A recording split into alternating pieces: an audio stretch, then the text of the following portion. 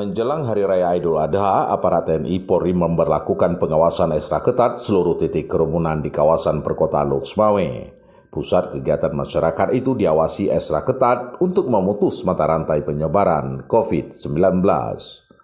Komandan Rayon Militer dan Ramil 16 Banda Sakti, Roni Mahendra menjelaskan, tim gabungan TNI Polri bersama Satuan Polisi Pamung Praja akan menindak tegas siapapun yang melanggar protokol kesehatan. Selain itu juga petugas memperlakukan rapid test swab antigen terhadap masyarakat di kerumunan tersebut.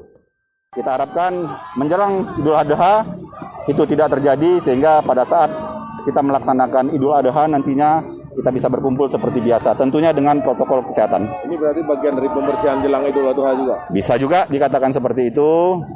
Jadi kita mencoba mengakomodir apa yang menjadi keinginan masyarakat, apa yang menjadi keinginan ajaran ataupun akidah kita masing-masing.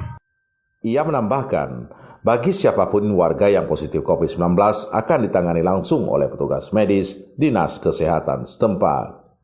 Dari Kota Lok Sumawe, Erwin Jalaluddin melaporkan untuk KBR.